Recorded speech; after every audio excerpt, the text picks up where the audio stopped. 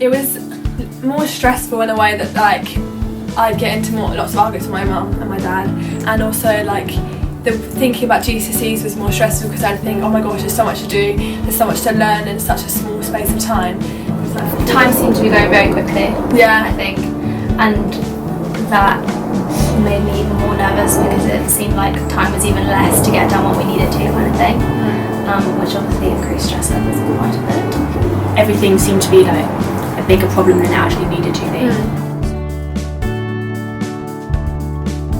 Like, because we know thoughts create our feelings, so and we can fit. Who says that the day has to end at a certain time? We can all fit everything in, and if we just if you think about what you have to get done, that then you're like stressed. When you're stressed and you can't get through a revision, if you're stressing about how much you have to do, it's not going to go into your head, so you may as well just not be doing anything.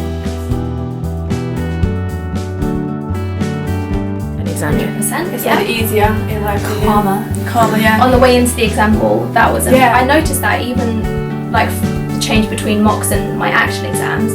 In mocks, I wouldn't be able to the first 5 minutes of the exam I'd be writing quite slowly purely just because of the shaking of my hand.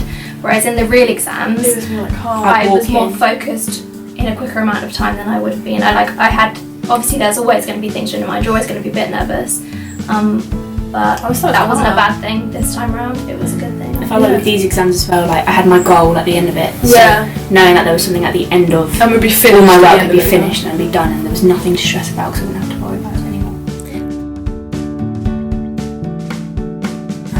That has helped because then there's been, let's not say that arguments have stopped, but like there's less arguments because like level wise we know when to say something and when to you need to keep quiet, there's no point saying anything, and like rather than shouting, have an actual conversation and listen to what the other person is saying rather than like kind of shouting at them, because then your point's not going to get across, it's not going to be as strong.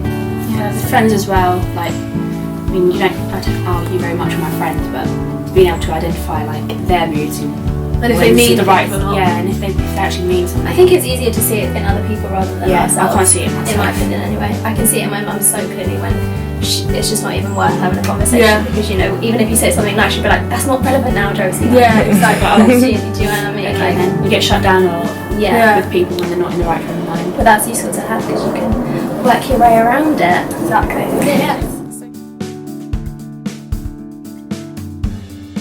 Yeah, definitely 100%. Life is easier than we think. Yes. That was really deep.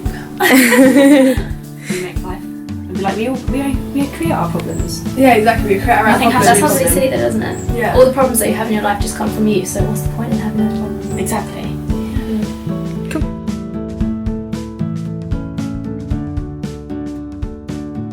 It's better. Life is better.